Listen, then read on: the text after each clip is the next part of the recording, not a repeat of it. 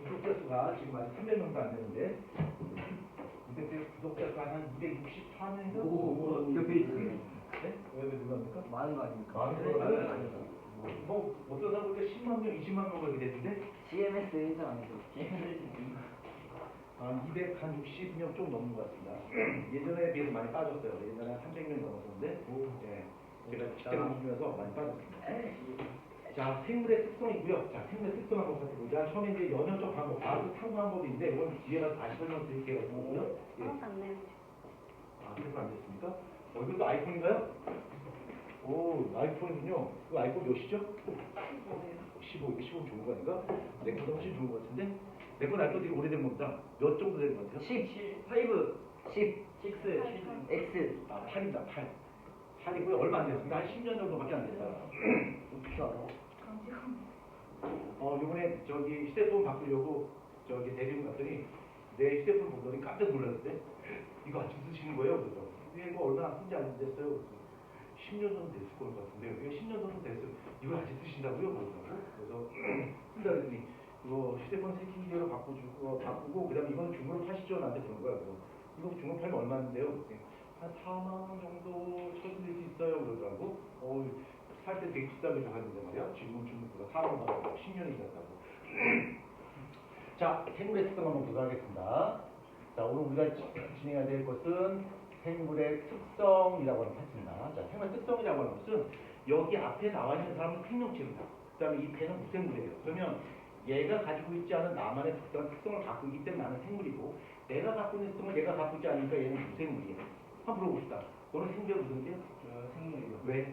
저요? 영환이 특징이 특징이 있다. 예, 한번 봅시다. 그러면 우리가 무엇을 보고서 생물이라고 부르고, 무엇을 부르고 또 무생물이라고 부르는지 봅시다. 이 생물의 특성이라고 하는 것은 조금 전에 내가 언급했듯이 생명이 없는 무생물과 대척점에 서는 것, 그러니까 무생물과 반대쪽에 서는 것이 바로 생물이고, 이 생물은 어떤 특징을 갖고 있기 때문에 우리가 생물로 간주할 수 있는가? 살아있으니까 그렇죠. 이거는 이제 비과학적이고요. 좀 구체적으로 어떤 특성이 있기 때문에 얘는 생명체고, 얘는 어떤 특성이 없기 때문에 무생물이다. 이렇게 구분할 수 있어야 됩니다. 자, 생물이 갖고 있는 첫 번째 특성. 자, 내 몸이 있는데 내 몸을 쪼개고 또 쪼개면 더 이상 쪼갤 수 없는 아주 가장 작은 단실을 만나게 돼요. 그러니까 우리 생물 구성하는 기능적 구조적 기본 단위를 만나게 되는데 그 기본 단위 바로 뭐라고 그래요? 세포라고 해요. 그래서 살아있는 생명체는 반드시 무엇으로 구성되어 있다? 세포로 구성되어 있다. 그렇지만 이 폐는 세포로 구성되어 있지 않아요. 그러니까 얘는 무생물, 나는 생물이 되겠죠. 자, 그 다음 두 번째 특징 한번 보자. 여기 올 때 밥 먹고 왔죠? 예. 밥을 왜 먹었어요? 왜 배가 고플까? 밥을 먹어서 뭐 어디다 쓰려고? 그렇죠. 우리 살아있는 생명체는 에너지를 필요로 해요. 그 에너지를 화학 에너지 형태로 얻게 되는데 그 화학 에너지를 음식물을 통해서 우리는 그 화학 에너지를 얻고 그 에너지를 가지고 내가 팔다를 줄 수 있어요. 우리는 전기 에너지 쓸 수 없습니다. 전기를 쓴다면 밥 먹을 필요 없죠? 점심시간에 잠깐만 충전하고 올게. 콘센트에 손가락 2개 꽂고서 충전한 다음에 다시 뛰어다닐 수 있겠지. 그런 경우는 존재하잖아요. 우리가 살 수 있는 것은 반드시 화학 에너지를 쓸 수 있는데 그 화학 에너지는 음식물로부터 얻을 수 있어요. 음식물로부터. 그럼 음식물 속에는 어떤 에너지가 들어있는데 바로 화학 에너지가 들어있어요. 그래서 다른 생명체는 살아가기 위해서 반드시 에너지를 필요로 하고요. 이 에너지를 얻기 위한 모든 화학 반응을 바로 뭐라고 하냐면 물질대사라고 해요. 다른 생명체는 반드시 뭐한다? 물질 대사를 한다. 그래서 뭔가를 에너지를 획득하는 과정이 있어야 돼요. 그래야지 생존할 수 있어요. 자, 세 번째. 이름이 뭐지? 이강준? 네. 준 아니고? 진짜 준이야? 준인 것 같은데? 준이야? 진짜니? 이강준? 이준준. 예, 내가 지금 불러볼게요. 강준아. 자, 내가 불렀더니 얘가 답을 했을 것 같아. 왜? 얘는 살아있는 생명체이기 때문에. 그렇죠? 우리 살아있는 생명체는 외부의 환경에 대해서 느낄 수 있고 거기에 따라 반응할 수 있어요. 그래서 그걸 좀 어려운 말로 뭐라고 하냐면 자극에 대한 반응이라고 해요. 자극에 대한 반응이라고 하고요. 여기서 자극이라고 하는 것은 꼭 푹 찔러주는 거, 때려주는 거 이게 아니라 자극이라고 하는 것은 환경이 바뀌는 거, 환경의 변화를 뜻해요. 환경이 바뀌고요. 그 환경이 바뀐 것을 느끼고 느끼고 거기다가서 어떤 액션을 할 수 있는 이거를 바로 우리는 자기에 대한 반응이라고 해요. 그럼 살아 생명체가 외부 환경 변화를 느끼고 거기다가 반응할 수 있는 것은 우리 몸에 어떤 신호 전달 체계를 갖고 있기 때문이야. 이거는 우리 몸에 어떠한 신호 전달 체계를 가지고 있습니다. 신호 전달 체계를 갖고 있기 때문이고 이러한 신호 전달 체계를 통해서 누군가 나를 건진 걸 느낄 수가 있고 추워진 걸 느낄 수 있고 밝아진 걸 느낄 수가 있고 어두워진 것도 느낄 수 있다는 얘기야. 사실 생명체는 신호 전달 체계를 가지고 있어요. 그래서 내가 야 팔 움직여 팔 움직일 수 있고 다리 움직여 그럼 다리 움직일 수 있단 말이야. 이런 신호 전달 체계가 갖춰져 있기 때문에 가능한 거야. 근데 우리 몸은 이러한 신호 전달 체계를 갖고 뭐에 쓸 수 있냐면 추워졌네 더워졌네 밝아졌네 어두워졌네 이런 환경의 변화를 느끼고 거기에 대응해서 내 몸의 상태를 막 조절해. 근데 그 조절하는 반응을 보게 되면 날씨가 추워지고 더워지고 간에 내 몸의 상태가 항상 일정하게 유지하려는 현상을 계속 갖고 있어요. 우리 이런 행위를 뭐라고 할까요? 항상. 그래서 이 자기가 반응할 수 있고 이걸 통해서 다른 생명체는 항상성이라는 성질을 가지고 있습니다. 그래서 날씨가 추워지고 더워지고 밝아지고 어두워져도 내 몸의 상태가 항상 일정히 유지가 돼요. 그걸 바로 항상성이라고 합니다. 자, 그럼 네 번째 또한 다른 생명체는 어릴 때는 등치가 조그매요. 근데 시간이 지나고 보니까 등치가 점점 커져요. 이걸 바로 뭐라고 할까? 성장이야 생장이야? 생장이야. 선생님 성장이라고 그러면 안 돼요? 성장이라는 말은 좀 생물학적으로 봤을 때 성장이라고 하는 것은 무생물학이었어요. 경제가 성장하는 거야, 경제가 생장하는 거야. 경제가 성장하는 거죠. 그래서 성장이라는 말은 무생물학이었습니다. 그래서 다른 생명체 있을 때는 생장이라는 걸 써요. 그래서 어린아이가 몸집이 점점 커져요. 이걸 생장이라고 부르고요. 뒤에서 설명할 때 발생이나 관련돼 있어요. 생장, 발생 과정을 거치게 됩니다. 자, 그다음 다섯 번째. 또한 다른 생명체는 영원히 살 수가 없으니까 나와 비슷한 개체를 만들어내요. 그걸 뭐라고 해요? 나와 비슷한 개체를 만들어내요. 생식이라고 해요. 리프로덕션, 생식이라고 해요. 그러니까 다른 생명체는 생식을 하고요. 그 다음에 나와 비슷한 개체를 만들어내. 나와 비슷한 개체를. 그래서 토끼와 토끼 사이에서 토끼가 태어나고 사슴과 사슴 사이에서 사슴이 태어나요. 토끼와 토끼 사이에서 기린이 태어나고 토끼와 토끼 사이에서 사자가 태어난 경우는 없어요. 그러면 똑같은 엄마, 아빠와 비슷한 개체가 만들어지는 이유가 바로 무엇 때문이냐면 내 몸에는 나는 이렇게 생겼어요라고 하는 정보가 내 안에 저장되어 있고요. 그 정보가 자손에 전달되니까 자손이 나와 비슷한 개체가 만들어지는 거야. 이런 현상을 뭐라고 할까? 속담을 표현한다면 통신대 풍나고 80대 탐난다. 뭘까 이게? 유전현상. 그래서 다른 생명체에는 유전현상이 발생합니다. 그 다음에 여섯 번째. 또한 다른 생명체가 살면서 환경이 계속 바뀌고요. 환경이 바뀜에 따라서 내 몸의 어떤 형태와 성질이 조금씩 바뀌어요. 이걸 뭐라고 할까요? 변이? 그것도 비슷해요. 변이가 누적되는 환경이 바뀌면서 그렇죠. 진화라고 해요. 근데 그 진화에는 조금 그 전 단계가 있는데 그 적응이라고 해요. 제가 설명할게요. 자, 적응 과정과 진화가 있습니다. 다른 생명체가 갖고 있는 특성은 그 6가지로 설명할 수 있어요. 한번 정리해볼까? 다른 생명체는 세포로 구성되어 있고요. 그다음에 물질사하고요. 그다음에 항상성을 갖고요. 그다음에 생장과 발생 과정, 그다음에 생식 유전, 적응, 진화. 이렇게 모두 6가지 특성을 갖고 있는 것이 바로 생명체입니다. 이걸 갖고 있으면 생명체고 이걸 갖고 있지 않으면 무생물이 되는 거예요. 자, 근데 이거를 크게 지금 6가지 설명했는데 이 6가지 다시 크게 2가지로 구분할 수 있어요. 한번 잘 살펴봐. 1번, 2번, 3번, 4번. 1번, 2번, 3번, 4번은 이거를 하지 않는다면 내가 존재할 수 없어요. 내가 죽을 거예요. 그렇죠? 항상성 갖지 못하고 그 다음에 물질에서도 못하고 뭐 이러면 내가 살 수가 없어. 그래서 이거를 좀 어려움을 뭐라고 하면 개체 유지의 특성입니다. 개체 유지의 특성이라고 그러고요. 그 다음에 5번, 6번 한번 보자. 자, 5번, 6번은 생식, 유전, 적응, 진화 과정이 없다면 내가 사는 데는 전혀 지장이 없어요. 그렇지만 이걸 하지 않는다면 나와 같은 종족이 어떻게 될까? 그냥 끝나버리겠지. 그렇죠? 그래서 얘네들 개체 유지, 나 하나 살면 특성이 아니라 얘네들 종족 유지의 특성입니다. 종족 유지의 특성. 그래서 생물의 특성 6가지를 다시 객체주의 특성과 종조주의 특성 이렇게 크게 두 가지로 구분할 수가 있습니다. 그래서 생물의 특성 6가지는 반드시 기억하시고요. 이제부터는 각각 작은 소항목에 대해서 좀 더 자세하게 설명드리도록 하겠습니다. 첫 번째, 세포 한번 보자. 학교에서 세포 배웠을 거야. 한번 물어보자. 여기 두 번째 지점이고, 세포 뭐야? 세포 본인이 설명할 수 있는 거예요. 생명체 이름이 정말 잘했어요. 또 한번 물어보자. 세포 뭐죠? 몸을 이루는 기본 단위. 예. 생명을 몸을 하나 그냥 그점 하나 바꿨네요. 예, 잘했습니다. 세포가 뭐죠? 아, 답을 하려고 했는데 앞에 있는 애들 다 써먹었어, 그치? 나쁜 놈들이야, 그치? 아, 참. 네, 의문의 일배상인데, 자, 세포를 한번 보자. 자, 세포라고 하는 것이 뭐냐면, 세포라고 하는 것은 생물을 구성하는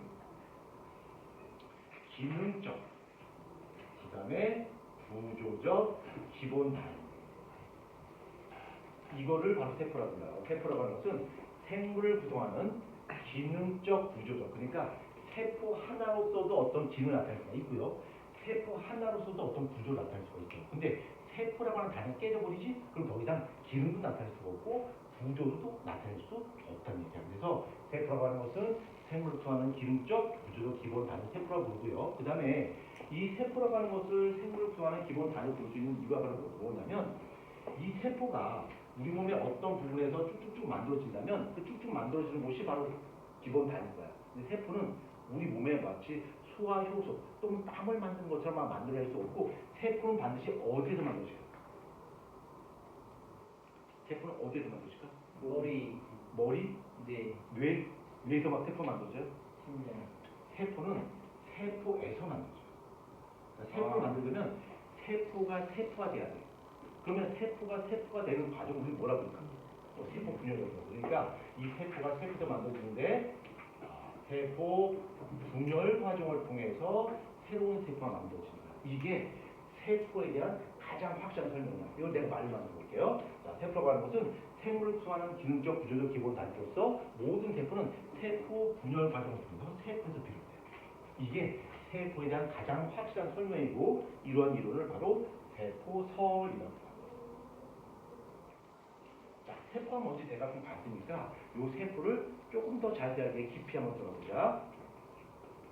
자, 세포를 여러 종류로 구분할 텐데 내 몸이 이렇게 있어요. 내 몸도 뭐로 돼 있을까? 세포로 돼 있어. 그럼 내 몸은 약 몇 개의 세포로 돼 있을까? 100만 개. 100만 개, 100억 개. 100억 개, 10조 개. 100조? 무량대수. 100조? 그골. 네? 10조. 11조. 세. 막 가는데 사람마다 좀 차이 있습니다만 우리 사람 몸을 구성하고 있는 세포의 개수는 한 60조 개예요. 60조 개. 60조 개의 세포가 모여서 내 몸을 구성하고 있는 거예요. 그러면 선생님 모든 생명체는 이렇게 어마무시하게 많은 세포들이 모여서 꼭 생명체 되는 건가요? 꼭 그건 아니야. 어떤 생명체는 세포 하나가 하나의 생명체인 경우도 있어요. 어떤 경우는 여러 개의 세포들이 모여서 하나의 생명체가 되는 경우도 있고 그래서 이 세포를 구분하는데 이 세포가 개체 하나의 생명체를 구성하는 방법에 따라서 이 세포의 종류를 두 종류로 구할 수 있어요.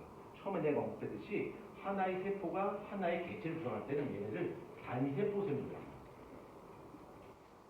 단세포 생물이라고 부르고 나처럼 여러 개의 세포들이 모여서 하나의 개체를 구성할 때 그런 생물들을 뭐라고 할까? 다세포 생물이라고 합니다.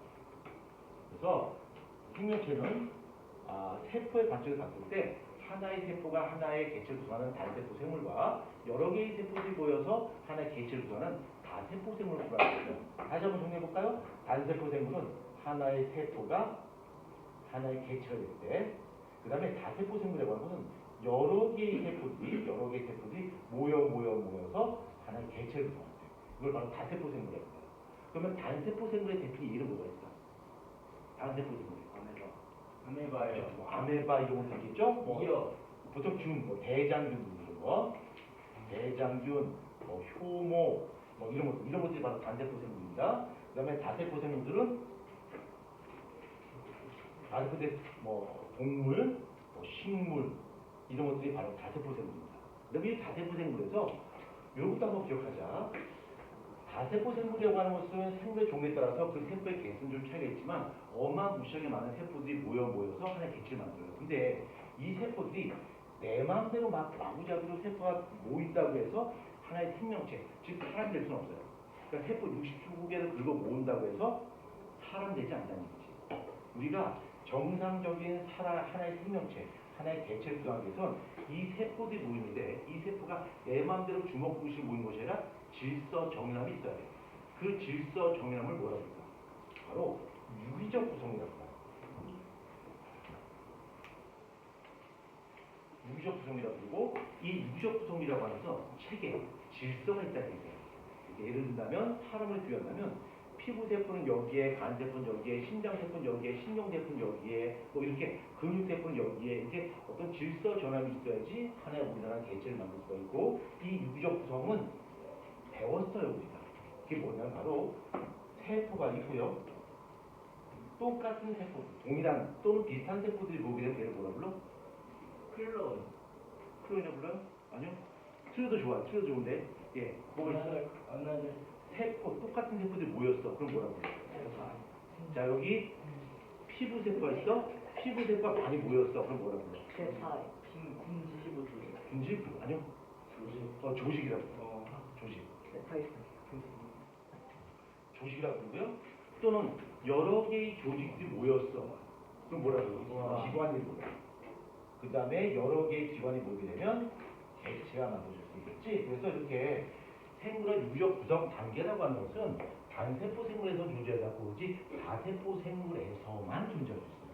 조직, 기관 이런 것들은 단세포, 세포 하나가 있는데 무슨 뭐 조직이 있고 기관이 있고 그렇죠? 그래서 이 세포를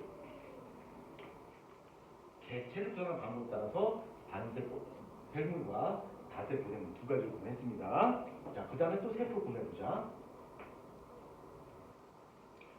또 이 세포가 다세포 생물의 경우 여러 개의 세포가 되어 있는데 이 여러 개의 세포 중에서 그 세포가 가지고 있는 기능에 따라서 세포의 종류가 두 가지로 나눌 수 있어요.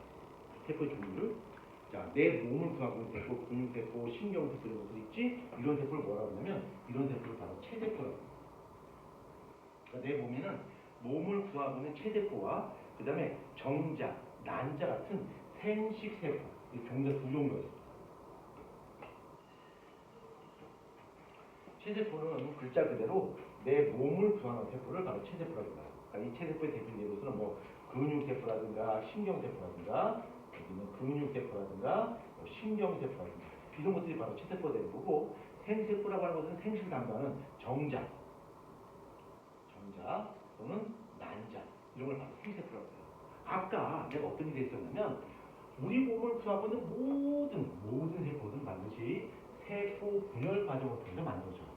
그러면 우리 몸을 구성하고 있는 체세포나 생식을 담당하는 정자, 난자도 역시 마찬가지로 세포 분열 과정을 통해서 만들어집니다. 근데 우리 몸에서 내 몸을 구성하고 있는 체세포를 만드는 분열 방법과 정자와 난자 같은 생세포를 만드는 분열 방법이 좀 달라요. 약간 선행했던 친구는 답변할 수 있을 것 같은데 이게 중상 과정에 나오는 걸로 알고 있어요. 자, 그러면 이렇게 내 몸을 구성하고 있는 체세포를 만드는 분열을 뭐라고 할까? 체세포 분열입니다. 체세포 분열, 체세포 분열이라고 부르고요. 정자와 난자 같은 생식 세포를 만드는 분열을 뭐라고 할까? 그렇지. 감수분열, 선행했군요. 네, 이것을 감수분열이라고 해요. 그래서 우리 몸속에서 일어나는 분열은 체세포 분열과 감수분열 두 가지가 있어요.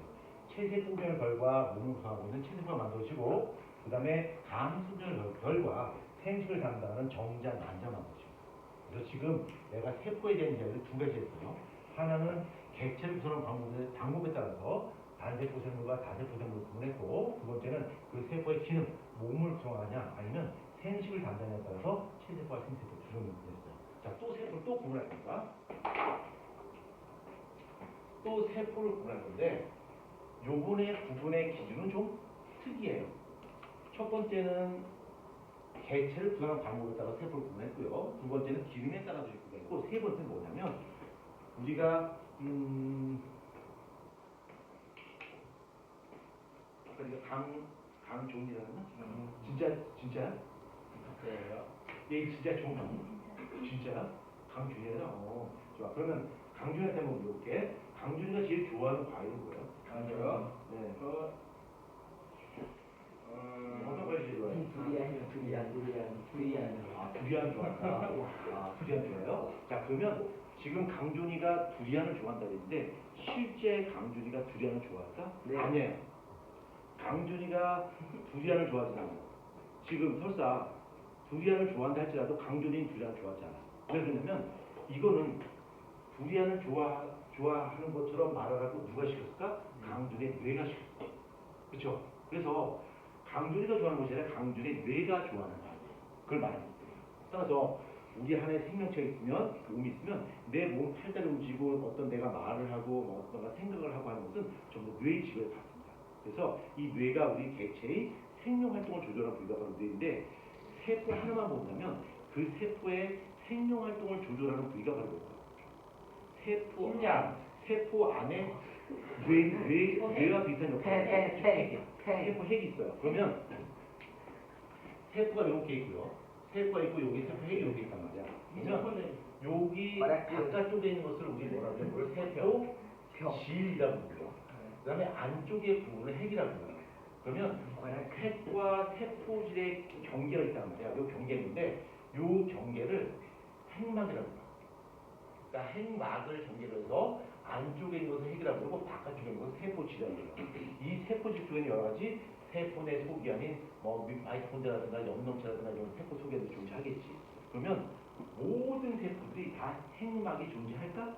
아니요. 그래서 이 세포에 핵막이 있냐 없냐에 따라서 세포의 종류를 두 종류로 구할 수 있어요. 아마 중학교 1학년 과정에서 핵막이 있어 없어 라고 하는 것만 그냥 언뜻 그냥 들었을 거야. 이거 좀 더 디테일하게 볼 거야.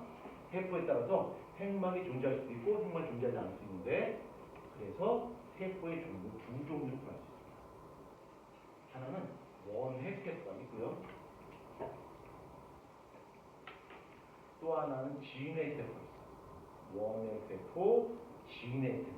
자, 원핵 세포와 진핵 세포를 구분하는 기준은 뭐야? 핵막이 있냐, 없냐야.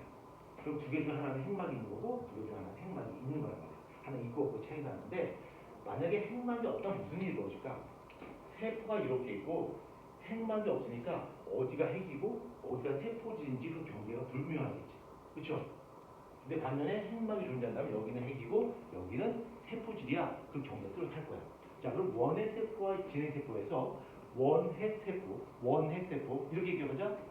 원시적인 핵구조, 원시적인 핵구조, 원시적인 핵구조, 진핵 세포, 진짜 핵구조, 진화된 핵구조 이렇게 기억하면 돼요. 그래서 원핵 세포라고 하는 것은 원시적인 핵구조를 갖고 있기 때문에 얘는 무엇이었다? 핵막이 없다.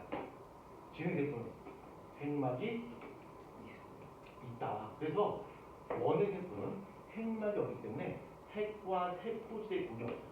핵과 세포질의 구분이 없어요. 진핵 세포. 핵과 세포질의 구분이 있겠지. 자, 그러면 우리가 논리를 한번 보자. 원핵 세포와 진핵 세포 중에서 어떤 게 좀 더 진화된 형태야? 진핵 세포. 그러면 진화의 방향은 어느 쪽에서 어느 쪽으로 진화해? 원핵에서 그렇죠. 원핵 세포에서 진핵 세포로 이렇게 진화의 금을 알 수가 있는데 어떤 과정을 통해서 이렇게 진화했는지는 나중에 설명드릴 거고요. 그럼 원핵 세포의 대표 예는 뭐가 있고 진핵 세포의 대표 예는 뭐가 있습니까? 이런 질문할 수 있는데 원핵 세포의 대표 예로서는 세균. 자, 세균. 자, 세균 대표 예 뭐있을까? 대장균, 포도당 구균, 결핵균, 그렇죠? 식중독균 이런 것들이 바로 원핵 세포예요. 그 다음에 진핵 세포는 동물세포, 식물세포 이런 것들이 바로 진핵 세포예요. 그러면 원핵 세포는 핵막이 없으면 안에 아무것도 없어요? 아무것도 없어. 요 원핵 세포는 딱 있는 게 두 가지밖에 없어요. 하나는 DNA가 있고요. 그 다음에 리보솜이라고 하는 것이 있어요. 오로지 얘만 갖고 있어요. 얘만. 딴 건 없어요. 이거 뭔 글씨지 뭔 글씨지 보이죠? 원리. 그렇죠. 영어 좀 치는데 이번 영어 몇 점 나왔어요? 몇 점 나왔어요? 7점. 네, 요건 편집하겠습니다. 요번에도 70점 났다고 한 것이 유튜브에 공개되면 큰일 납니다. 어떻게 해야지 영어를 70점 맞는지. 신정중학교 예. 2학년 김태훈이에요. 이거 안 된다. 예, 2학년 11반. 예, 편집하겠습니다. 큰일 났는데. 자, 요거 세포에서 이제 여기까지 편집하면 돼요. 여기까지 하시고, 요거는 매우 중요합니다. 요거 매우 중요하니까 꼭 기억하자. 자, 이제 세포에 대해서 배웠고요. 세포가 이제 뭐다라고 하는 것까지 배웠단 말이야. 자, 두 번째, 물질 대상이죠. 자,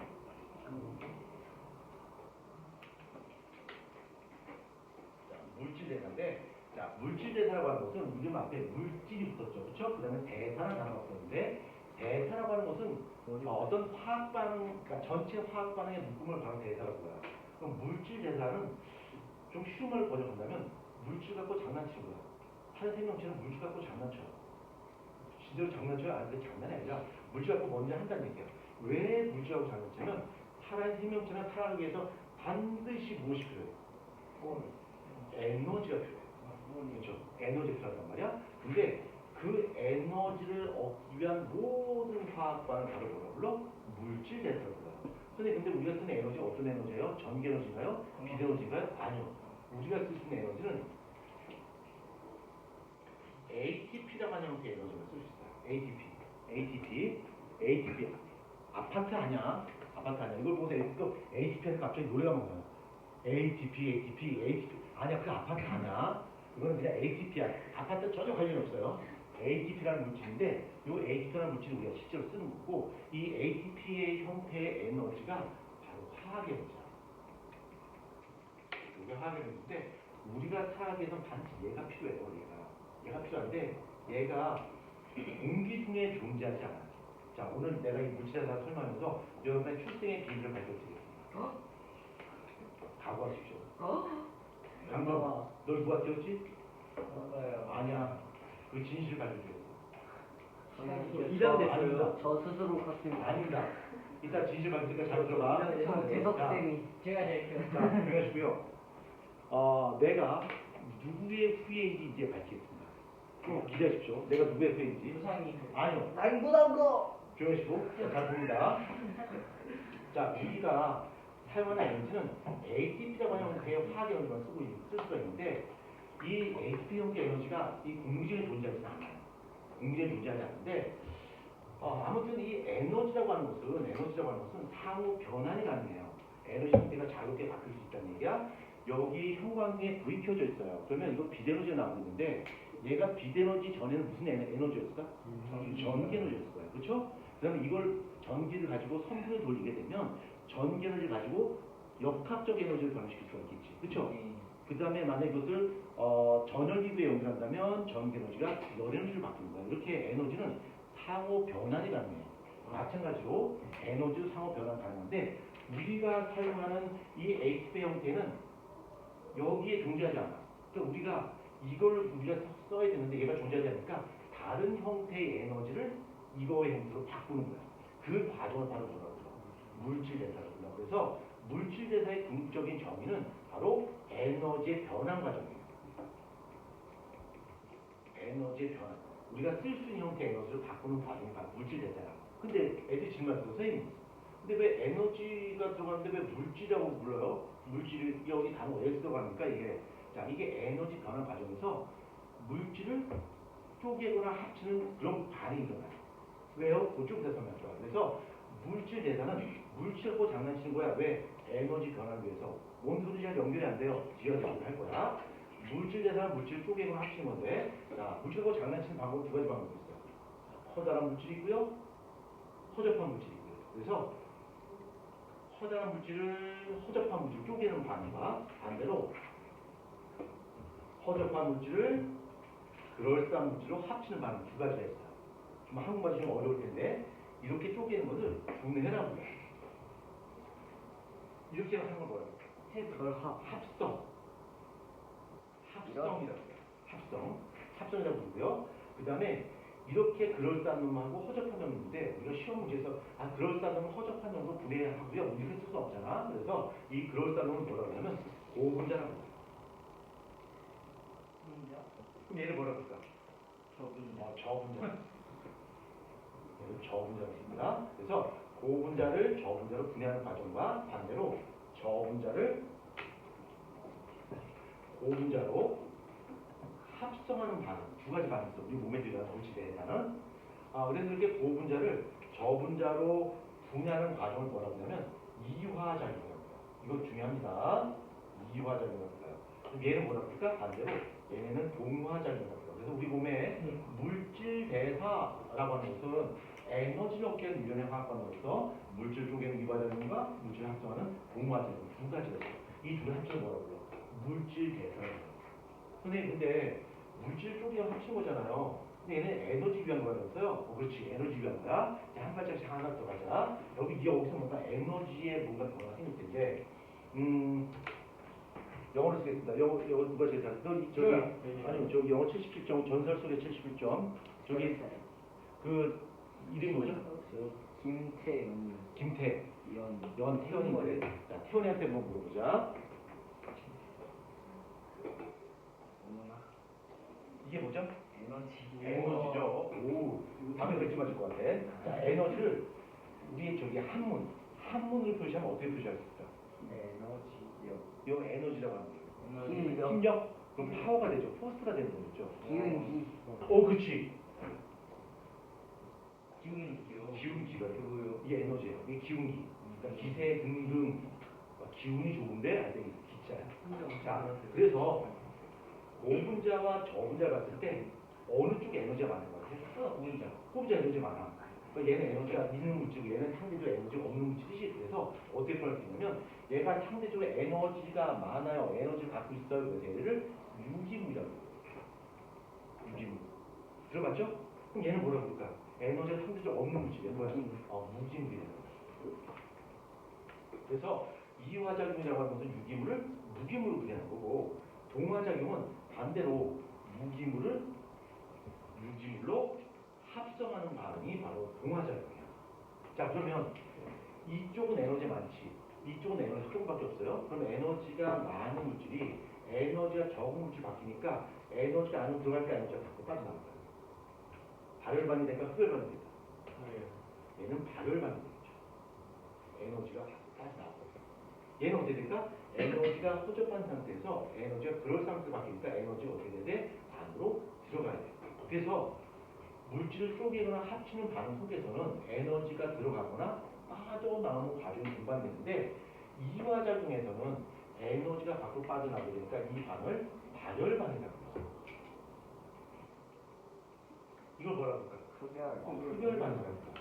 그래서 물질 대사라고 하는 것은 물질을 쪼개냐 합치냐 갖고 이야기하는데, 그 속에선 반드시 필연적으로 에너지 투입 과정이 동반될 수밖에 없는 거야. 그래서 이렇게 물질 쪼개냐 합치냐 이거를 바로 물질 대사라고 있고요.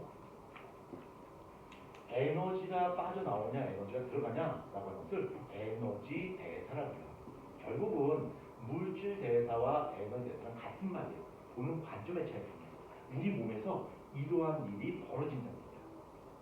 자, 이해가 안 되죠? 자, 그럼 이제 여러분이 알고 있는 것으로 이제 한번 들어가 보자. 이 동화작용 얘기를 한번 들어보자. 얘는 아주 허접한 물질 가지고 그럴싸한 물질 만드는 거야. 이 반응 합성이라고 불러. 우리가 배운 것 중에 합성 뭐가 있어? 우리가 과학에서 배운 합성 뭐가 있어? 물리에서 팀합성하는 거예요. 벡터. 벡터 합성? 네. 생물에서 생물에서 광합성. 이게 동화작용과 흡열반응의 대비를 얘가 바로 광합성이었어요. 광합성 있고요. 그 다음에 고분자 물질을 저분자 물질 쪼개는 반응 뭐가 있어? 이게 바로 호흡이 있어요. 호흡은 숨쉬는 거 아니야? 우리 몸에서 포도당을 분해하는 거야. 그 다음에 CO2 갖고 포도당을 만드는 거죠. 그렇죠? 이게 바로 광합성이야. 자, 그럼 광합성 한번 잠깐 보자. 광합성. 자, 광합성 가지고 볼 텐데, 자, 광합성 할 때 이 광자는 무슨 광자야? 비광자야. 그러니까 얘는 미지광자 아니라 비광자인데, 빛을 이용해서 뭔가를 만드는 거야.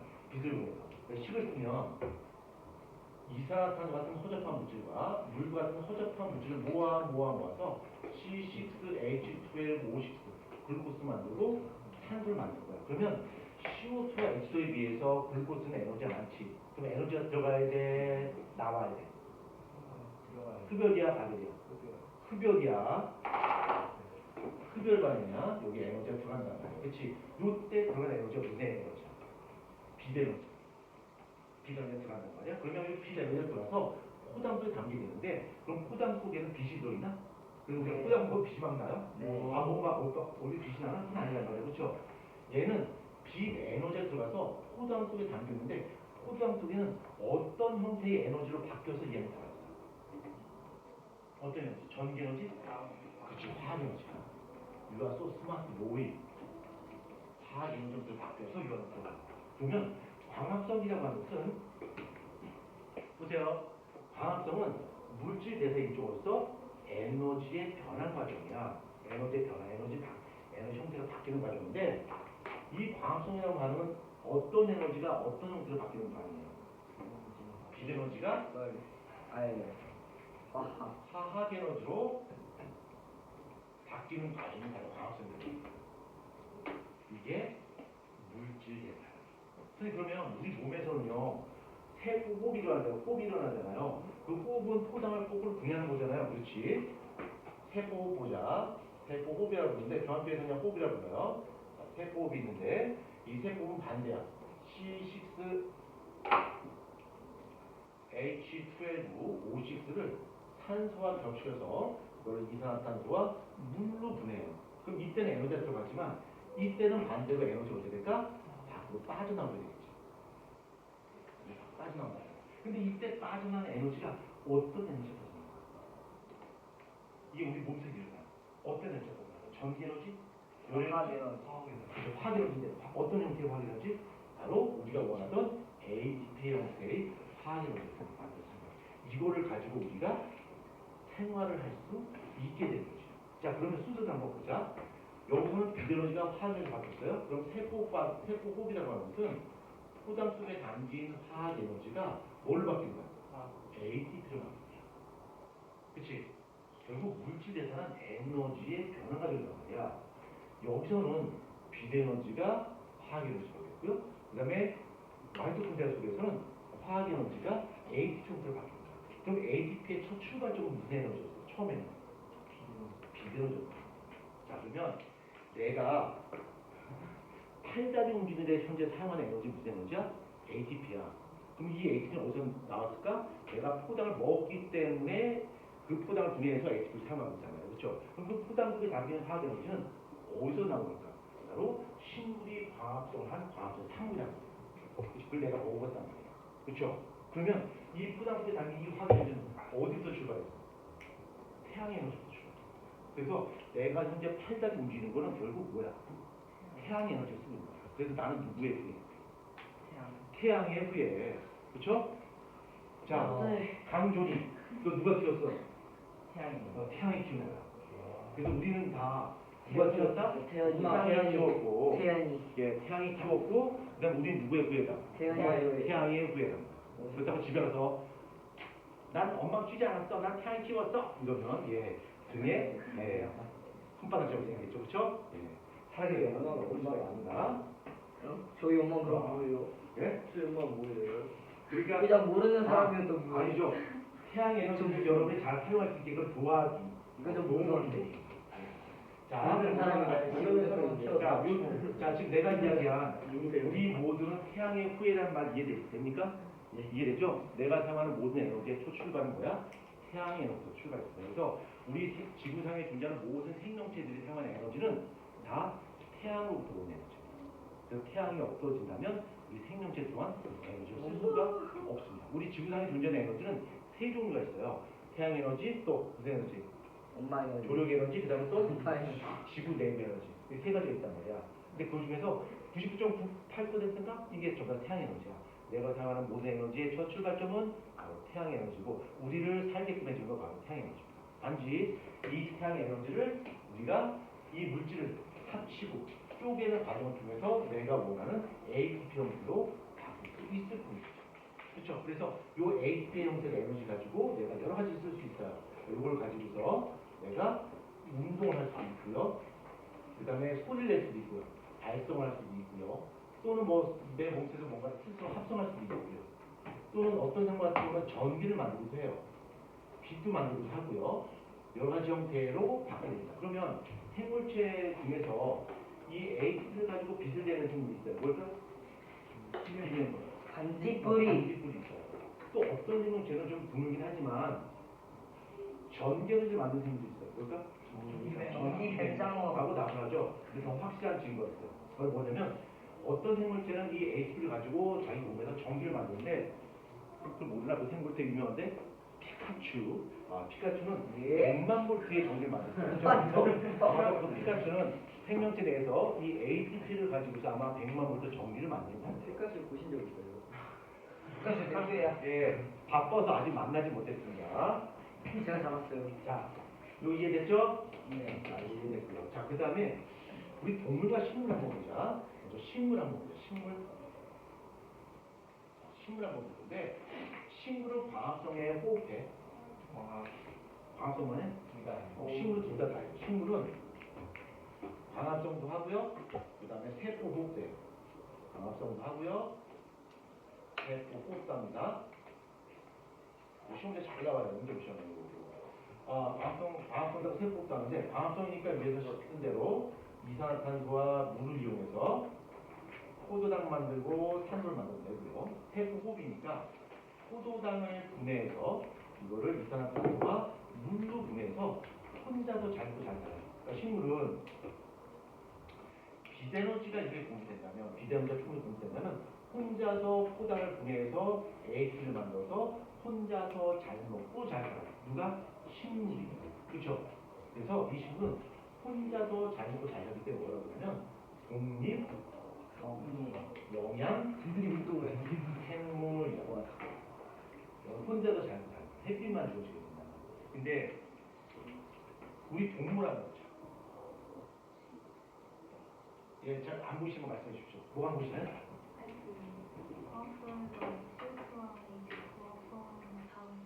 포도당.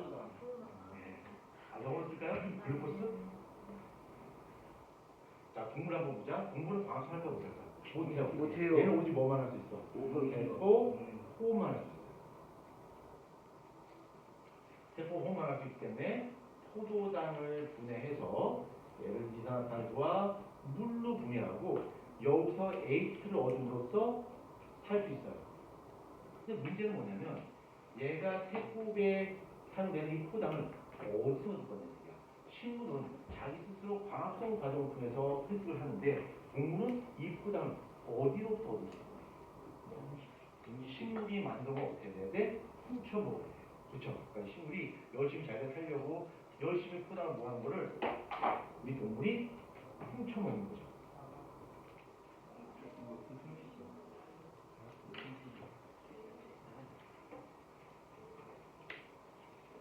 얘를 포당을 이렇게 먹는 거죠. 섭취하는 거죠. 섭취하고요. 소화를 시켜야 되겠지. 그래서 동물은 혼자서 살 수 없고 반드시 식물이 먼저 광합성을 통해서 비에너지를 화학 에너지 형태로 전환시켜줘야지 그걸 우리가 먹고서 살 수 있다는 얘기야. 혼자서 못 살아. 그래서 독립영양생물이라고 해서 얘는 뭐라고 할까? 반대말 뭐야? 종속 영양생물. 그래서 우리 동물은 식물의 도움 없이는 절대 살 수가 없다. 그렇죠? 끝. 아니요. 이게 뭐 이게 몇 분을 끝나는 거야? 왜요? 저기 6시요. 10분이요. 10분. 45분이요. 45분. 40분까지. 45분까지 먹는 계산 45분. 45분까지. 다시 보겠습니다. 나도 마시고요.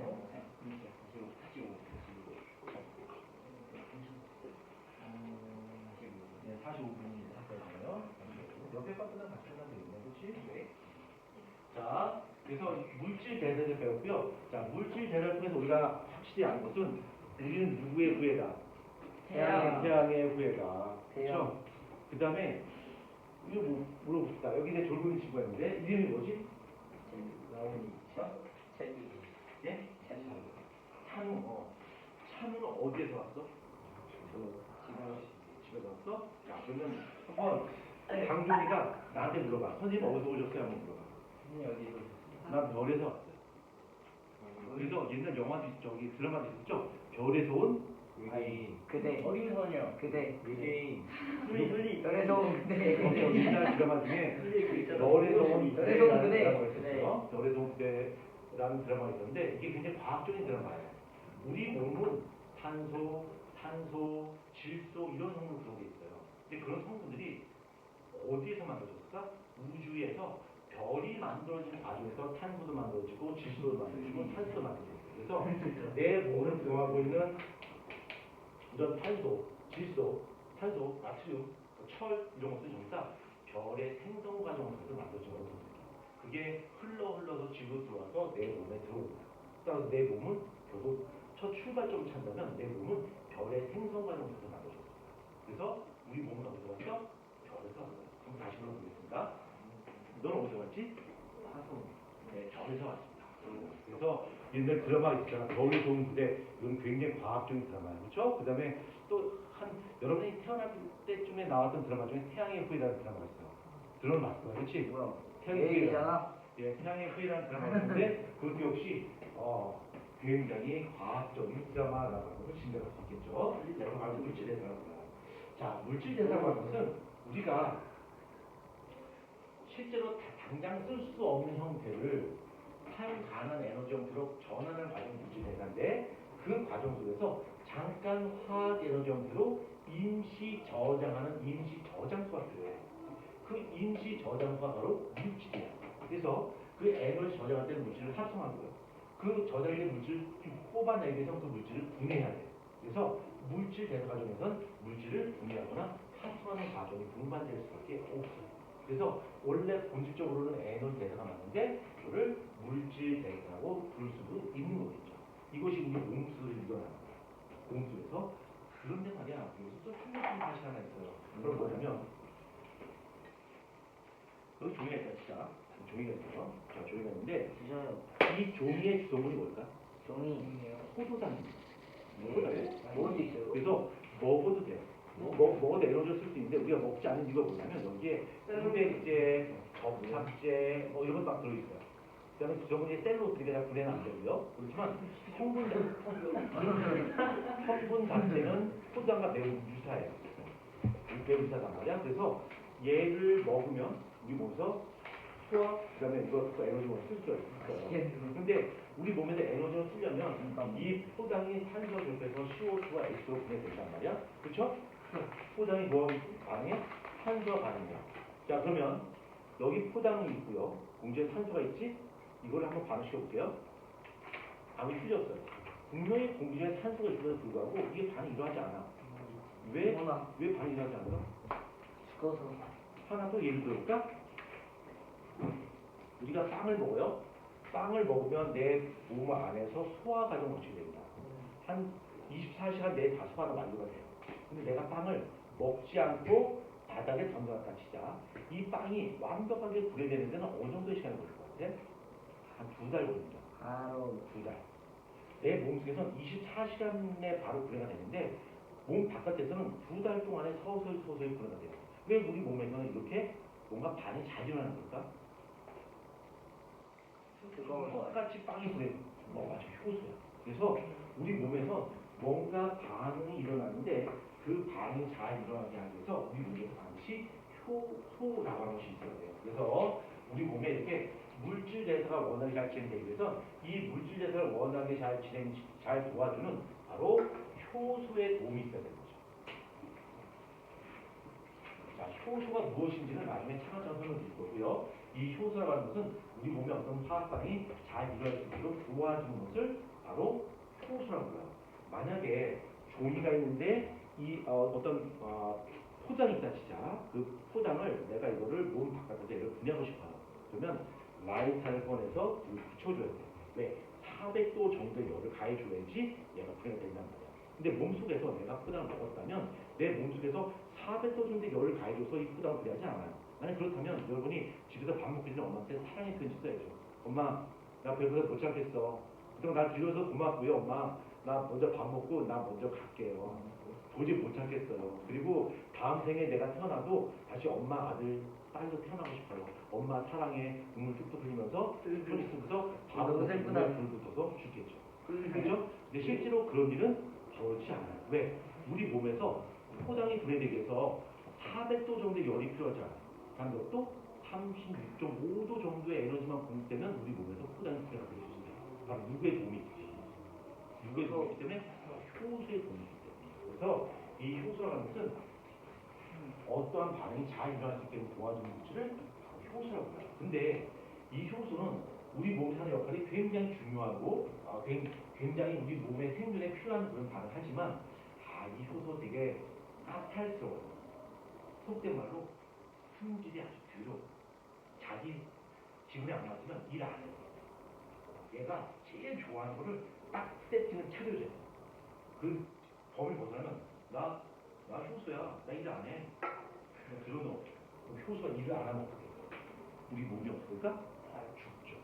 그러니까 효소가 안 하면 효소가 일을 안 하면 우리 몸에 물질 대사 일어나지 않고 물질 대사 일어나지 않고 반응이 되니까 이 사람은 에너지 없기 때문에 여기 있어요. 죽는 거예요. 우리가 질식사라고 그러죠.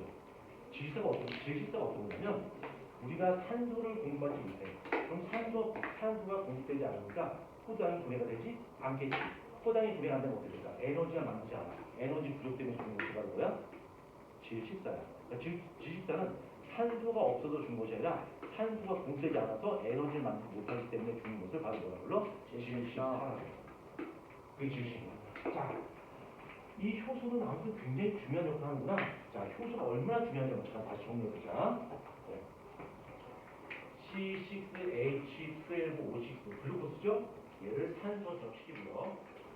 지금 프린트 낸 걸 갖고 지금 저기 종이접기 하고 있는데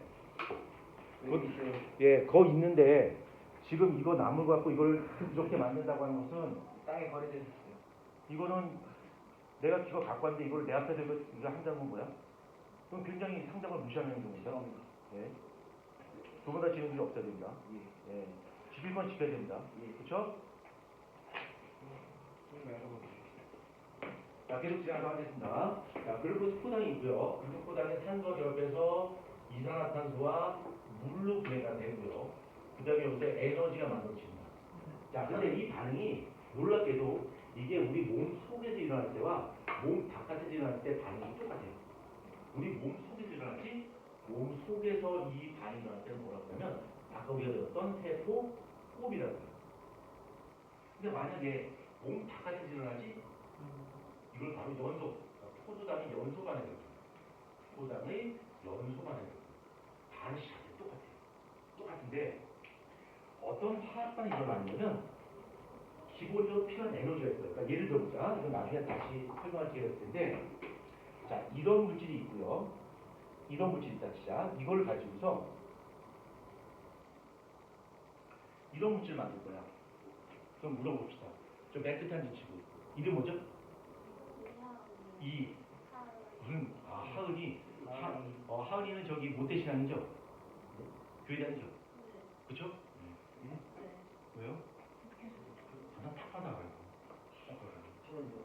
네? 저는요. 이건 뭐요? 자, 보자. 이게 블랙, 화이트가 있는데 이걸 블랙, 화이트 바꿀 거야. 자, 하은이, 제일 먼저 무슨 일이 벌어져야 될까? 제일 먼저 뭘 해야 돼? 이게 있어야 되거든요. 그렇죠. 이게 깨져야 돼. 이렇게. 그렇지? 깨져야 된단 말이야. 그러면 깨져서 이것이 이렇게 검은색, 흰색 이렇게 낱개로 존재해야지 이렇게 짝꿍데 이렇게 될 거 아니야. 그렇지? 그러면 이 결합을 끊기 위해서 뭐가 필요할까? 에너지. 그러니까 기본적으로 에너지 공급돼서 이것이 잘라져야지 이 상태가 됐다가 이렇게 갈 수 있는 거야. 그렇죠? 그래서 어떤 반응이 일어나면 기본적으로 얼마만큼 에너지가 일단 기본적으로 들어가야 돼. 그래서 여기 포장이 있는데 포장을 분해시켜주기 위해서 내가 라이터를 꺼내서 불을 붙여준단 말이야. 이게 바로 이거 끊기 위해서 필요한 에너지고 이 에너지를 뭐라고 하냐면 활성화 에너지라고 해요. 확실히 배워요. 활성화 에너지라고 하는데 우리 몸 바깥에서 글루코스 분해하기 위해서 필요한 활성화 에너지는 약 400도 정도. 400도. 불을 붙여줘야 돼. 그래야지 분해가 돼. 근데 우리 몸속에서는 활성 에너지 얼마만큼 필요해요? 30 정도. 우리 몸에 체온 정도의 에너지만 볼 때는 우리가 불행하게. 왜? 우리 몸속에는 이런 반응이 잘 일어날 수 있게 이거 누가 존재한다? 효소가 존재한다. 여기는 효소가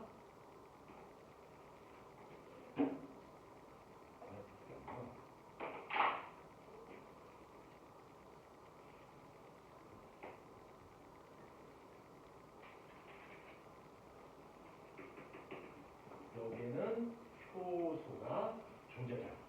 그래서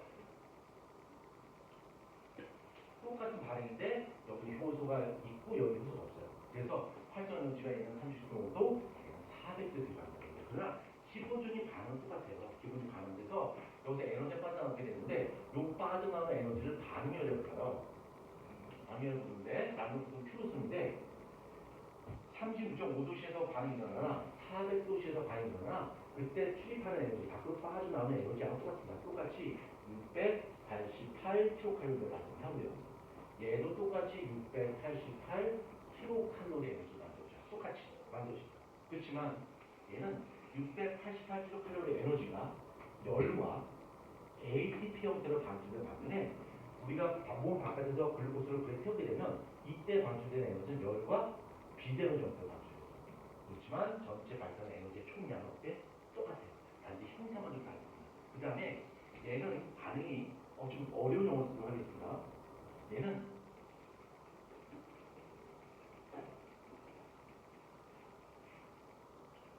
제가 너무 어려운 용어 썼나요? 그렇죠. 이거 노래 제목이죠? 네. 이거 아니죠? 스텝 바이 스텝이야. 얘는 이게 무슨 뜻이에요? 너무 영어 어려워요. 라고 하는데 자, 이번 시간 보자. 그래프 한번 보자. 이렇게 있고요. 여기가 이제 포단입니다. 포도당이고 여기 산소야. 여기가 CO2하고 H입니다. 여기가 반응물 생성물이야. 반응물과 생성물이야. 그렇죠? 그러면 여기 반응물이 에너지 많죠? 생성물이 에너지 적으니까 여기에 반응 이렇게 일어나면서 요 차이나 중이 아니고요. 요 차이 나는 것만큼 에너지가 밖으로 빠져내고 요 에너지가 688kcal만큼 에너지가 밖으로 방출됩니다. 그런데 세포 호흡을 통해서 에너지가 만들어질 때는 이게 뚝 떨어지지 않고요. 여러 단위로 거쳐서 에너지가 조금씩 나왔어요.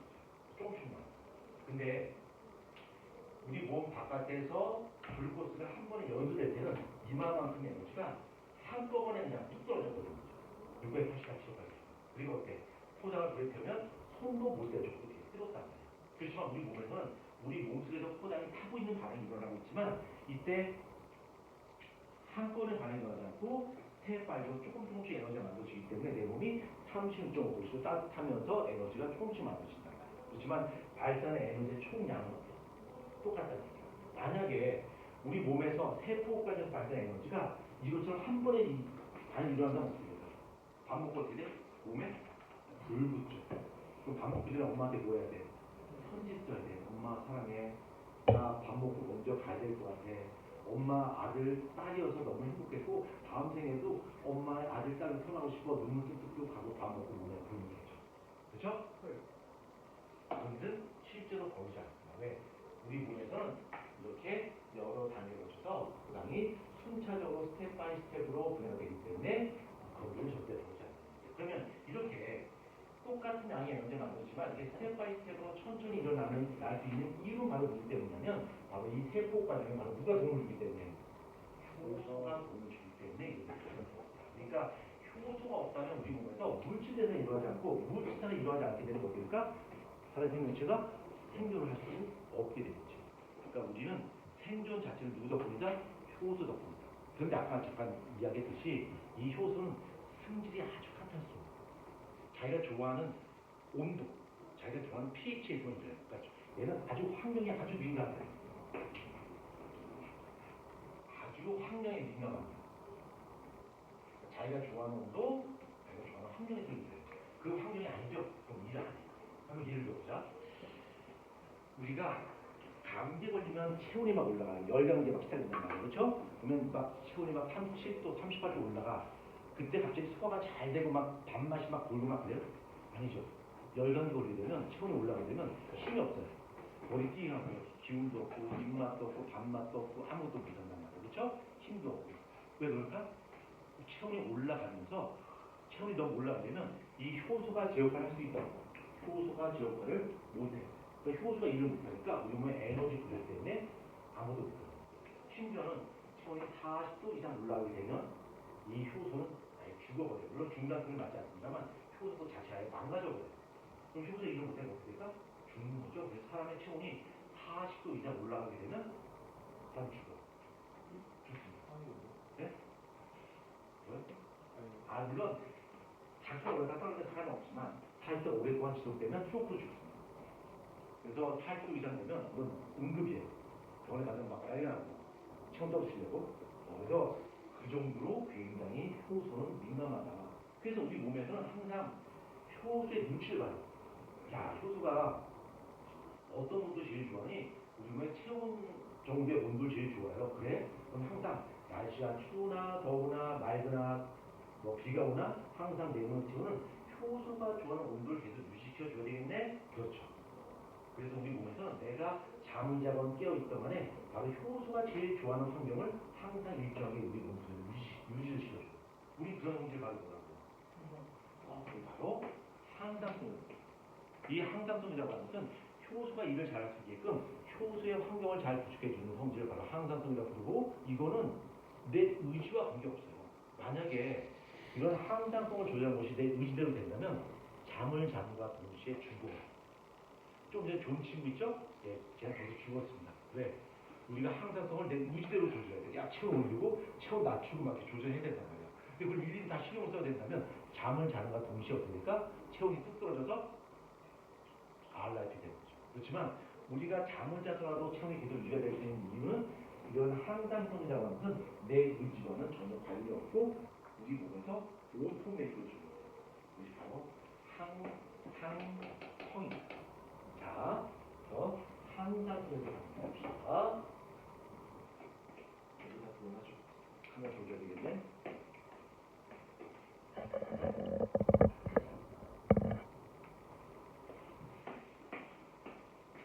대답하겠습니다. 항상성. 자, 항상성이라고 하는 것은 날씨가 추워지고 더워지고 상관없이 내 몸의 체온, 그 다음에 혈당량, 그 다음에 체내 무기력의 농도, 이런 것들이 일정하게 유지되는 현상을 바로 항상성이라고 해요. 이 항상성을 우리 뇌인의 대뇌가 조절하지 않아요. 대뇌가 조절한다는 얘기는 일일이 다 신경 써야 되는 거예요. 그런 거 보지 않고요. 항상성, 이거 일단 기억하자. 아직은 설명하지 않을게요. 간내, 시상하부. 간내, 시상하부가 항상성을 조절해요. 그래서 좀 어려운 말로 우리 몸의 항상성 조절의 중심 어디야? 간내, 시상하부. 간내, 시상하부가 우리 몸의 항상성 조절의 중심이야. 그러면 간내, 시상하부가 망가지면 어떻게 돼요? 우리 몸의 항상성을 조절할 수 없어요. 항상성을 조절 못하면 어떻게 될까? 죽죠. 그래서 간내가 망가져서 스스로 항상성을 조절할 수 없는 사람 뭐라고 할까? 뇌사자. 뇌사라고 하는 것은 스스로 항상성을 조절할 수 없어요. 스스로 숨을 쉴 수 없고 스스로 항상성을 조절하지 못하는 사람은 뇌사자라고 그러고 의학에서 말하는 의학적 종이 바로 뇌사자입니다. 심장이 멈춘 거랑 뇌가 준 거랑 달라요. 심장이 멈춘 사람은 어떤 심장 어떤 그 충격이라든가 이걸 통해서 다시 소생의 가능성이 있지만 뇌사자는 방법이 없습니다. 알라이트 죽을 수가 없어요. 자, 우리 몸에서 이렇게 항상성을 우리가 유지할 수 있는 이유는 우리 몸에 어떠한 신호 전달체를 갖고 있다는 얘기야. 우리 몸에 신호 전달체가 존재하게 되는데, 자, 시간 얼마 안 남았어요. 자, 힘냅시다. 신호 전달체가 있는데, 이 신호 전달체라고 하는 건 어떤 거냐면, 우리 몸의 중추, 그러니까 뇌처럼 뭔가 판단을 할 수 있고 명령을 내릴 수 있는 부위가 있는데, 얘네가 우리 몸에 각 조직과 기관한테 명령을 준 거야. 야, 너 빨리 해. 야, 너 빨리 뭐 만들어. 야, 너 이제 그만 쉬어. 이렇게 인사 명령을 준단 말이야. 근데 그 명령을 주기 위해선 신호 전달치가 있어야 돼요. 만약에 내가 중추, 뇌라고 치자. 여러분이 전부 다 각각 조직과 기관들이야. 그러면 내가 여러분한테 어떤 명령을 준단 말이야. 야, 너 빨리 뭐 만들어. 이렇게 명령을 주는데 그 명령을 주는 방법이 두 가지 방법이 있어요. 하나는 전화기 꺼내서 그래, 안돼. 너 내일 숙제 20회까지 해와. 아니면 죽어. 전화기를 꺼내들고서 명령 주는 방법이 있고요. 또 하나는 신부를 부르시는 방법이. 야, 이리 와봐. 야, 저희 가면 철수의 집인데 철수한테 가서 내일 숙제 20회까지 해오라고 해. 아니면 준다고 해. 이렇게 신부를 부르시는 방법이 있어요. 두 가지 방법이 있는데 내가 그 두 가지 방법 중에서 아까 첫 번째 방법이 뭐냐면 전화기 꺼내서 야, 안돼. 숙제 20페이지까지 해와라고 했잖아. 그렇지? 그게 바로 뭐냐면 신경이야. 신경을 통해서 우리 몸한테 실어주는 거야. 우리 몸의 조직과 기관한테. 자, 또 하나는 심부름을 시키는 거야. 야, 너 이리 와봐. 저기 가면 철수에 있거든. 철수한테 가서 내일 10페이지까지 숙제 해오라고 해. 네, 뛰어가서 우리가 철수한테 말해줘야죠. 우리 몸에 이렇게 메신저, 심부름을 해주는 거예요. 그럼 이 심부름을 우리 뭐라고 부를까? 여러분이 좋아하는 객관식입니다. 정답들이 5% 미만. 되게 어려워요. 맞출 수 있다면 대박입니다. 아직 맞춘 사례가 별로 없어요. 자, 객관식입니다. 이 우리 몸에서 신호를 명령을 전달해주는 메신저 하는 걔를 뭐라고 할까? 이거 좀 어려워. 집중해서 틀릴 수가 있어요. 자, 갑니다. 이 심부름꾼 메신저를 뭐라고 할까? 좀 어렵습니다. 집중하셔야 돼요. 하나 놓치면 다 절대로 못 맞춰요. 좀 어려워요. 1번 포켓몬, 2번 디지몬. 오, 굉장히 헷갈리지? 되게 어렵죠? 자, 이제 답은 점점 더 어려워집니다. 3번 알바몬. 야, 이거 답이 어려워지는데 4번 두몬. 야, 이쯤 되면 이제 찍는 수밖에 없어요. 그렇죠? 5번 호르몬.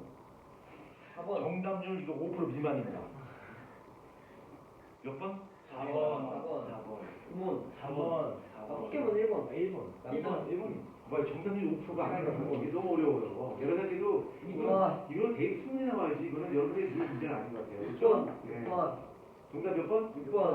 1번. 6번. 끝까지 1번. 포켓몬, 디지몬 아니고 바로 뭐야? 호르몬. 뭐야? 호르몬이 몇 번이었죠?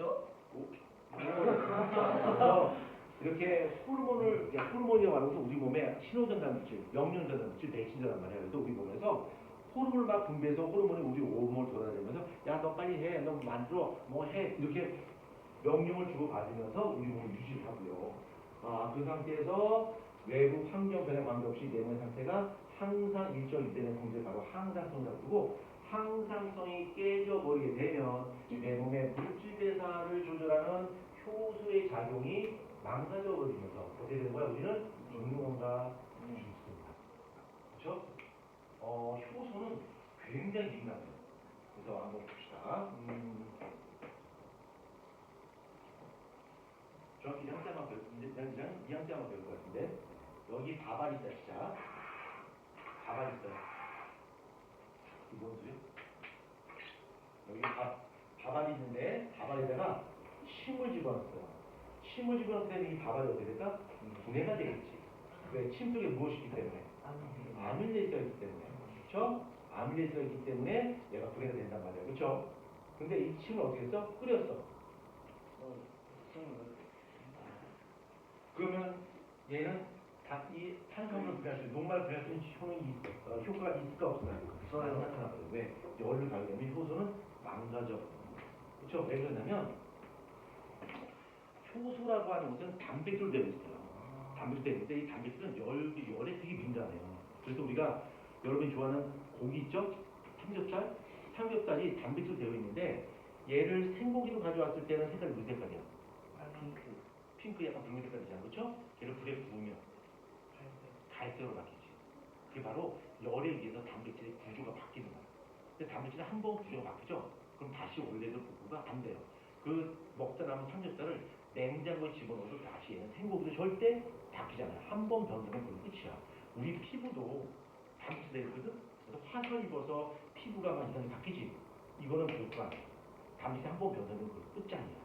그 다음에 또 단백질 대신 얘가 뭐냐면 머리카락이 있어요. 머리카락이 케라틴이라고 하는 단백질 때문인데 여기는 해당 사항이 없는데 우리가 미용실 가서 비싼 돈 주고 머리를 이렇게 꼬불꼬불하게 만드는 뭐라 불러? 하마. 파마라 그러죠. 그 파마가 우리말로 이제 파마라 부르고 영어로 뭐야? 퍼머넌트라고 불러요. 이 퍼머넌트가 뭔 뜻이야? 뭐 영구적인 뭐 이런 뜻이잖아, 그렇지? 왜 그러냐면 열을 가해서 이 단백질의 구조를 아예 변화시켜버린 거야. 꼬불꼬불하게. 그럼 얘는 다시 원래대로 복구가 돼 안 돼? 안 돼. 그래서 오래간 단백질. 퍼머넌트의 약을 파마를 푼단 말이야. 그 다음에 여러분이 좋아하는 계란 한번 봅시다. 자, 계란을 생계란을 깨뜨리면 어때? 투명한 액체가 되죠. 그렇죠? 흰자리가. 근데 걔를 삶으면 어떻게 돼요? 그 흰자리가 하얗게 불투명하게 바뀌잖아. 그렇죠? 바로 단백질이 열에 의해서 바뀌는 거죠. 아까 누가 영어 잘 잘했지? 그래. 영어 물어보자. 너 아까 저 이름 뭐라 그랬지? 김태용. 태연한테 물어볼게. 어려워. 얘가 자, 삶은 계란 영어로 뭐라 그래? 아 이건 모르. 파이어 에그. 오 알아요. 파이어 에그. 파이어 보일링 에그.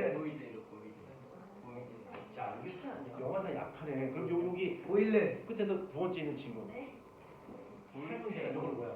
피그. 보일링. 너 영어 100점 맞았잖아. 100점 맞죠? 아닌가요? 그래요? 이거 뭐야? 영어 좀 어렵지. 파이어 에그. 삶은이라네. 아니야 이거 맞잖아요. 골드인가요? 아이. 오, 영어 발음이 진짜 좋은데? 영유 출신이죠? 네, 영유 출신 맞아요. 다음 중 뭘까요? 파이어 에그. 어허. 파이어 에그 맞지? 자, 제가 살아있는 영어를 알려드리도록 하겠습니다. 제가 살아있는 영어를 알려주는데 제가 알려준 영어는 우리만 써야 돼. 학교 시험에 적용하면 안 된다. 이게 굉장히 고급 영어라서 학교 시험에 적용하게 되면 선생님이 오해를 할 수가 있어요. 그러니까 내가 알려준 영어는 우리만 써야 돼. 딴 데 외고 유출하면 안 돼. 알겠죠? 자, 삶은 계란. 영어로 알려드리겠습니다. 파이어 에그. Or life is egg. 네? 우리 인간의 삶은 계란과 같습니다. 그래서 Or life is egg 이렇게. 맞죠? 파이어가 아니라고요? 네, 그래서 절대로 학교 시험에 쓰면 된다, 안 된다? 된다. 이건 본받아야겠어. 네, 학교 시험에 쓰면 오해받을 수 있습니다. 그러니까 우리끼리만 써야 돼요. 그렇죠? 그 다음에 뭐 영어로 좀 한다면 영어 시험 치시는 거예요? 엘리게이터 뭐야? 네, 영어 시험 치십니다. 엘리게이터 사슴. 엘리게이터. 자, 제가 엘리게이터. 네이티브 스피커 발음하겠습니다. 아리가또. 예. 진짜 살아있는 영어죠? 그죠? 아리가또. 그렇죠? 그렇죠? 맞아요. 아리가또. 그렇죠? 그 다음에 되게 무서운 단어인데.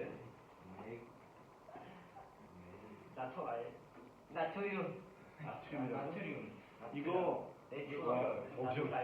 질병입니다. 뇌출혈.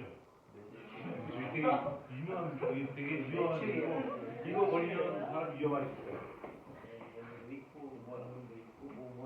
아니 이거 중요하지 않으세요? 이것만 기억하려고 해. 와.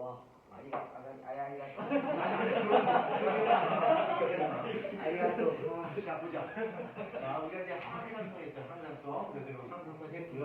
그 다음에 항상성이라고 하는 것은 외부 환경 변화에 관계없이 체내 환경이 항상 일정히 유지되는 현상을 바로 항상성이라고 부르고 우리 체내에서 항상성이 중요한 이유는 바로 무엇 때문이냐? 효소의 활동을 보장하기 위해서. 항상성이 깨져버리게 되면 어떻게 된다? 효소의 활동이 억제됩니다. 그럼 어떻게 된다? 죽는 건가? 죽습니다. 그렇죠? 그래서 우리는 항상 항상성이 일정히 유지가 돼야 됩니다. 자, 그래서 네 번째 생자가 발생하는 거예요. 약간 이거 수학적인 개념이 들어가야 되는데 자, 생장입니다. 자, 생장이라고 하는 것은 몸집이 커진 거죠? 자, 몸집이 커진 것을 생장이라고 하는데 우리가 몸집이 어린 아이에 비해서 작은 상태에서 몸집이 커진 것은 두 가지 방식으로 우리가 한번 살펴보겠습니다. 어릴 때에 비해서 작은 성인은 어떻게 해서 몸집이 커졌을까? 두 가지 방식을 한번 우리가 보려볼 수 있는데 첫 번째는 세포의 크기가 커지는 거예요. 세포의 크기가 커져서 몸집이 커진 거고요. 두 번째는 세포의 수가 많아진 거야. 세포의 수가 많아져서 몸집이 커진 거야. 이게 두 가지가 가능한데 이 두 가지는 하나 틀리고 하나 맞아요. 우리는 어린 아이에 비해서 몸집이 커진 것은 세포의 크기가 커진 걸까? 세포의 수가 많아집니까? 수가 많아져요. 수. 세포의 크기. 수가 많아져요. 수. 뭐야? 그래서 우리는 어린 아이에 비해서 다 큰 성인은 세포의 수가 많아요. 세포의 개수가 늘어난다는 얘기야. 요 세포의 수가 늘어나는 과정을 뭐라고요? 세포 분열이. 자, 여기까지 들어오게 되면 이제 어쩔 수 없이 수학에 묻는 수가 있습니다. 좀 어려운 수학을 들어갑니다. 애들한테 이제 수학을 가지고 뭐 긁으면 애들이 굉장히 집중을 잘해요. 수학을 긁으면 애들이 다 수학에 대한 프라이드를 갖고 있잖아요. 그렇죠? 수학들이 되는데 여러분이 잘 이해할 수 있을지 모르겠네. 한번 긁어보면 애들이 잘 따라오죠. 자, 세포에 수가 많아지고요. 세포의 크기가 커지는 방법을 통해서는 세포의 몹시 커지잖아요. 왜 그럴까? 이게 우리 생명체의 생존에는 불리해요. 이 방식이. 왜 그런가 보자. 자, 세포를 부의 형태로 한번 가져가자. 내가 수학적인 재능이니까 수학식이 좀 떨어지거나 수학잘 못하면 이거 안 넣어도 됩니다. 포기해주면 됩니다. 이렇게 한번 긁어보고요. 자, 부의 모양이고요. 요 세포의 반지름을 R이라고 합니다. R. 예, 포기해도 됩니다. 그럼 요 세포가 이제 세포 하나야. 요때 요 세포의 부피를 재해보자. 자, 부피는 얼마나 나와요? 3분의 4 바이오 3분의 4 파이알 3이 되겠죠? 자, 그 다음에 건널비. 건널비는 4 파이알 4 파이알 여기 안에 제곱 되겠죠? 그렇죠? 자, 근데 만약에 이 세포 자체가 커졌다고 가정하자. 세포가 커져서 이때 반응이 2R로 반응이 커졌다고 가정하자. 자, 그러면 부피는 얼마 될까? 이기지 마. 연습이 막히죠. 애들 답은 답을 거의 못하네. 3분의 32 파이알 30 되겠죠. 건널비는 16명 파이알. 예, 잘 이해 안 되시면 그냥 스킵하십시오. 포기하십시오. 파이알 제곱됩니다. 자, 만약에 이런 세포가 이렇게 커졌다 가정하자. 그러면 부피는 몇 배 커지니? 부피는 몇 배 커진 거야? 8배 커졌습니다. 건널비는 4배 커졌죠? 그러면 부피가 커진 것만큼 건널비는 같이 커지지 못했지. 그렇죠? 그래서 좀 어려운 말로 단위 부피당 표면적의 비가 증가해서 감소했어. 감소했지? 그렇죠? 이게 무슨 의미가 한번 보자. 이 세포의 부피가 8배 커졌다는 얘기는 이 세포 안에서 일어나는 물질 대사의 양이 8배가 증가했다는 얘기야. 여기서 일어나는 화학방이 8배나 많은 거예요. 근데 건널비가 4배 커졌다는 얘기는 여기 물질 대사가 일어나기 위해서 물질이 들어가고 나가고 해야 된단 말이야. 물질 출입이 있어야 된단 말이야. 그렇지? 얘는 물질의 출입량을 뜻하는 거야. 물질의 출입량을 뜻하는데 물질 대사는 8배가 증가하는데 물질 출입량은 4배밖에 증가하지 않았어. 그러면 세포의 생명활동의 효율성이 증가한 거야, 감소했단 말이야. 그래서 세포가 커지게 되면 단위 부피당 표면비가 감소하는 거야. 그래서 효율성이 떨어져요. 그래서 우리는 세포 자체를 크게 하는 것보다 세포의 수를 증가시켜서 단위 부피당 표면적의 비를 유지하는 방법을 통해서 생명활동의 효율성을 그대로 유지시키는 쪽으로 진행하는 거죠.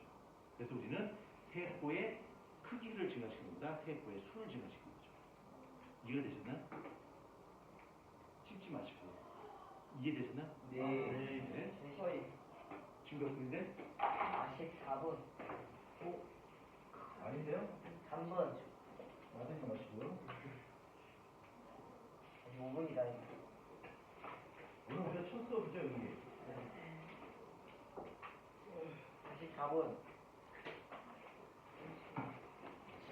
44분 84분이요?